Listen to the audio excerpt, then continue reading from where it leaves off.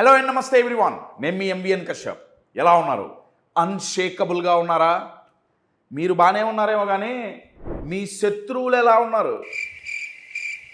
కరెక్టే అడుగుతున్నానండి, మీరు విన్నది కరెక్టే. మీ శత్రువులు ఎలా ఉన్నారు? కశ్యప్, మాకు శత్రువులేంటి? నా ఎక్స్పీరియన్స్లో నేను చూసిన వాళ్ళలో 10లో 8 మందికి శత్రువులు ఉన్నారండి. అయితే ఈ శత్రువులు బయట లేరు, లోపల ఉన్నారు. నార్మల్గా శత్రువు ఏం చేస్తాడు? హాని చేయాలని ప్రయత్నిస్తుంటాడు. ఈ లోపలుండే నలుగురు శత్రువులు అండి వాళ్ళు. ఈ లోపలుండే నలుగురు శత్రువులు ఏం చేస్తుంటారంటే మన ఆనందాన్ని, మన ఆత్మవిశ్వాసాన్ని, మన అభివృద్ధిని, ఈ మూడిటిని ఎంత దొరికితే, ఎంత కుదిరితే అంత తగ్గిద్దామని ప్రయత్నిస్తుంటారు. ఎవరి నలుగురు శత్రువులు? మన లోపలికి ఎట్టొచ్చారు? బయటికి తీయాలంటే ఏం చేయాలి? అసలు ఎవరు వీళ్ళు? మనలో ఉన్నారా లేరా? ఇది తెలవాలి అంటే నెక్స్ట్ 2 to 2.5 minutes ఈ స్టోరీ వినాల్సిన అవసరం ఉందండి. స్టోరీ ఏంటంటే, ఓ విలేజ్లో ఒక యంగ్స్టర్, హైలీ టాలెంటెడ్ పర్సన్, రాము అని పేరు పెట్టుకోండి, ఈజీగా గుర్తుంటుంది. ఈ రాముకి మస్తు స్కిల్స్ ఉన్నాయి, టాలెంట్ ఉంది, ఎబిలిటీస్ ఉన్నాయి. అసలు మామూలు టాలెంట్ కాదు.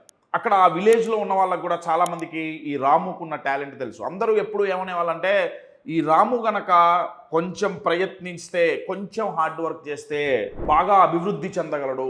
సో రాము ఈ మాటలన్నీ విని ఏం చేశాడంటే, నిజమే, నాలో చాలా టాలెంట్ ఉంది, నేను ఇక్కడ ఉంటాం కాదు, సిటీకి వెళ్ళాలి, సిటీకి వెళ్ళి గ్రోత్ తెచ్చుకుందాం అనుకుంటాడు. ఆ సిటీ పేరేంటయా అంటే సిటీ ఆఫ్ సక్సెస్.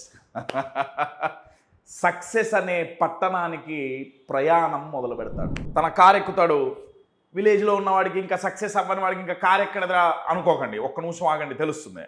కారు ఎక్కుతాడు. అయితే తన కారులోనే తనకి తెలియకుండా నలుగురు శత్రువులు దాక్కొని ఉంటారు, కత్తులు గన్నులు పెట్టుకొని. రాముకి తెలియదు. కారు ఎక్కాడు, బయలుదేరాడు. ఎటు వెళ్తున్నాడు? సక్సెస్ అనే సిటీకి ప్రయాణం మొదలుపెట్టాడు.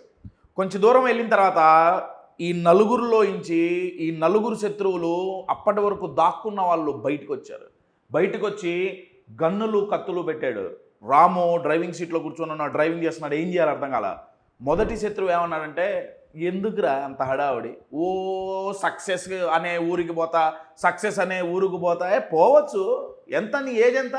22 ఏళ్ళ పొల్లగాడివి. ఓ ఇప్పుడే ఏం చేయాలి? ఇవాళ కాకపోతే ఆపు, కారాపు చూడు, ఆ సీనరీ చూడు ఎంత బాగుందో చూడు, కారాపు, కాసేపు ఆపు. కాదన్నా వెళ్ళాలన్నా ఆపుతావా లేదా? ఆపు, కారాపు. ప్రతి అర్ధగంటకోసారి ఈ సక్సెస్ అనే సిటీ ప్రయాణానికి అడ్డంకులు వేసుకుంటూ అర్ధగంటకోసారి, గంటకొకసారి ఈ శత్రువు కారాపిచ్చేవాడు. టీ తాగుదాం, టిఫిన్ తిందాం, ఇది చేద్దాం, అది చేద్దాం, కాసేపు ఫోన్ చూద్దాం, రిలాక్స్ అవుదాం, చిల్ బ్రో, ఏముంది అక్కడ అంత హడావుడే ఉంది. నా వీళ్ళు వెళ్తున్నారు ఆగుతున్నారు. అలా ప్రయాణిస్తున్నప్పుడు ఉన్నట్టుండి పక్క నుంచి ఇంకొక కారు వీళ్ళ కార్ని ఓవర్టేక్ చేసి వెళ్ళిపోయింది. ఎటు వెళ్తోంది ఆ కారు కూడా? సక్సెస్ అనే సిటీకి ఎవరో వీళ్ళకంటే ముందుగా వెళ్తున్నారు. ఎమ్మటే ఈ నలుగురిట్లో నుంచి ఇంకొక శత్రువు లేచి ఈ ఆపే అనేవాన్ని పక్కన పెట్టి ఈ రాము హెడ్కి ఒక గన్ను పెట్టి ఏమన్నాడంటే, నువ్వు ఇంకొకసారి కారు ఆపావా ఇక ఆగే సమస్య లేదు. ఎందుకంటే మనల్ని దాటి వెళ్ళిపోతున్నారు, మన కాంపిటీటర్స్ వెళ్ళిపోతున్నారు, మనకంటే ముందు ఇంకెవడో సక్సెస్ అనే సిటీకి వెళ్ళిపోతున్నాడు. నువ్వు కారు ఆపే సమస్య లేదు, ఆపావా నేను చంపేస్తా. హర్రీ బర్రీగా ప్రయాణం చేయాల్సిందే. రెడ్ సిగ్నల్ లేదు, గ్రీన్ సిగ్నల్ లేదు, స్పీడ్ బ్రేకర్ లేదు, ఏదొచ్చినా సరే పరుగు ఉరుకుతూనే ఉన్నాడు. రాము అంటున్నాడు, అరే ఇట్ట పోతే యాక్సిడెంట్లు అయితే వద్దురా, మొదటోడేమో అసలు పోనీలా, నువ్వేమో అసలు ఆపొద్దు అంటున్నావు. ఈ శత్రువు అన్నాడు, ఆపితే చస్తావు, ఆపితే చచ్చిపోతావు. సక్సెస్ అనే సిటీ వచ్చేంత వరకు no breaks, no relaxation, nothing, వెళ్తూనే ఉండాలి. రాము నడుపుతున్నాడు కారు, ఎంతో ఫాస్ట్గా కారు పోతుంది, ఎక్కడ ఆగట్లా. అయినా సక్సెస్ అనే సిటీ రాకపోతుంటే వెనకాల నుంచి, వెనక సీట్లో ఇంకో మూడో శత్రువు పెద్దగా అరుస్తున్నాడు. అతనేమంటున్నాడంటే, అజే అసలు ఈ సక్సెస్ అనే సిటీకి పోకపోవటానికి కారణం, లేట్ అవ్వటానికి కారణం, అది రాకపోవటానికి కారణం ఈ రోడ్లు మంచిగా ఇలా, కారు బాలా, మనకెవరు సపోర్ట్ చేయట్లా, ఎవరు రూట్ చెప్పట్లా, అందరూ ఇబ్బందులు పెట్టేవాళ్ళే. ఇది జరుగుతుంటే రెండో శత్రువు ఉరుకు ఉరుకు అంటున్నాడు కదా, వాడు అన్నాడు, అరే చాలాసేపు ప్రయాణించాను చాలు, ఇంకా ఇక ఉరుకులు పరుగులు లేవు, ఈ రోడ్డు మనకు వచ్చేటట్లేదు, ఆ ముందు నుంచి లెఫ్ట్ సైడ్ తీసుకో. రాము అన్నాడు, అరే అది లెఫ్ట్ సైడ్ ఎటు పోతుందో తెలియదురా, ఇదైతే మంచిగా ఉంది రోడ్డు, అది ఎటు పోతుందో తెలీదు, అది షార్ట్ కట్లు తీసుకోవద్దు. వీడన్నాడు, శత్రువు అన్నాడు, తీసుకుంటావా తీసుకోవా, సక్సెస్ అనే పట్టణం చేరాల్సిందే, తీసుకో, షార్ట్ కట్ తీసుకోకపోతే నీ తల పేలుతుంది. రాము ఏం చేస్తాడు పాపం, వీళ్ళు కంట్రోల్ చేస్తున్నారు కదా, లెఫ్ట్ సైడ్ తీసుకున్నాడు. ఆ రూట్ ఎటో పోతుంది, పొయ్యి ఒక అడవిలోకి వెళ్ళిపోయారు, అడవి మధ్యలో ఆగిపోయారు. రాము అరవటం మొదలుపెట్టాడు, ఏంది ఎక్కడికి పట్టుకొచ్చావు నువ్వు, హాయిగా హైవే మీద పోతున్నాం కదా. ఇంతలోకి ఆ అడవిలో ఎవరో నడుచుకుంటూ వస్తున్నారు. నడుచుకుంటూ వస్తుంటే రాము ఆయన్ని అడిగారు, అయ్యా మేము ఇట్లా దారి తప్పిపోయాం, సక్సెస్ అనే పట్టణానికి వెళ్తున్నాం, దారి తప్పిపోయాం, అడవిలో చిక్కుకుపోయాం, ఎటు పోవాలి? ఆయన అన్నారు, ఈ అడవిలో పోతే ఏం రాదు, ఇట్లా కాదు, యూటర్న్ తీసుకొని అలా పోయి అలా హైవే ఎక్కి వెళ్ళాలి అని చెప్పి ఆయన అడ్వైజ్ ఇస్తే, నలుగురు శత్రువులు కదండి, నాలుగో శత్రువు ఇంకొకడు బ్యాక్ సీట్లోంచి అప్పుడే నిద్రలేచి అన్నాడు, ఆ పెద్ద చెప్పొచ్చాళ్ళ ఈయనే అడవిలో తిరుగుతున్నాడు, ఓ సక్సెస్ అనే పట్టణానికి దారి చెప్తున్నాడు, వీడికేం తెలుసు తొక్క. రాము తల మీద గన్ను పెట్టి, పోరా, వీడికి తెలిసిందే ఉంది, రాము నువ్వు బా అడవిలో బాని, నాకంతా తెలుసు, వీడేంటి చెప్పేది. రాము అన్నాడు, కాదు పెద్ద ఆయన చెప్తున్నాడు కదా, పా చెప్పాం కదా వెళ్ళిపోవాల్సిందే. నువ్వు ఇలా పోయి ఒక శత్రువు ఏమో ఆగమంటాడు, ఇంకొక శత్రువు ఏమో ఆగద్దంటాడు, ఇంకొక శత్రువు ఏమో అసలు ఎవడు సపోర్ట్ చేయట్లేదు అంటాడు, ఇంకొక శత్రువు ఏమో నాకే అన్నీ తెలుసు అంటాడు. అలా పోయి ఆ షార్ట్ కట్ కోసం ఆ అడవిలో పోయి చివరికి ఏమైపోయిందంటే, ఒక లోయలో ఆ చిమ్మ చీకట్లలో తెలియక ఒక లోయలో కారు పడిపోయింది. సక్సెస్ అనే పట్టణానికి చేరకుండా ఫెయిల్యూర్ అనే లోయలో పడిపోయింది. రాము జర్నీ మొదలుపెట్టినప్పుడు ఏ పట్టణానికి వెళ్దాం అనుకున్నాడు? కరెక్ట్, సక్సెస్ అనే పట్టణానికి వెళ్దాం అనుకున్నాడు. కానీ ఎక్కడ పడిపోయాడు? ఫెయిల్యూర్ అనే లోయలో పడిపోయాడు. దీనికి కారణం ఎవరు?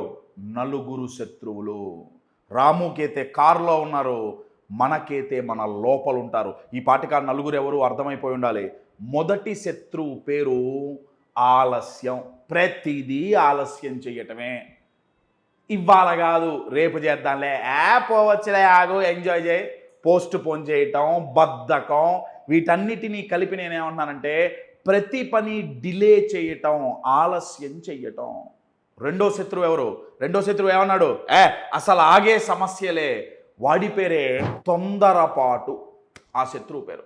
వీళ్ళు ఏం చేస్తుంటారంటే, ఈ తొందరపాటు ఉన్న వాళ్ళు ఏం చేస్తుంటారంటే అసలు క్షణం ఆలోచించరు, క్షణికావేశంలో నిర్ణయాలు తీసుకుంటారు. ప్రతిదీ ఆన్ ద స్పాట్ డిసైడ్ చేయటం, ఎనాలిసిస్ ఉండదు. అరే ఇది తీసుకుంటే ఏమవుతుంది, నేను కాదు, వెళ్ళిపోవాల్సిందే, అనుకున్న గోల్ రీచ్ అవ్వాల్సిందే, రీచ్ అయ్యే వరకు ఆగద్దు. వాళ్ళు జర్నీని ఎంజాయ్ చేయరు.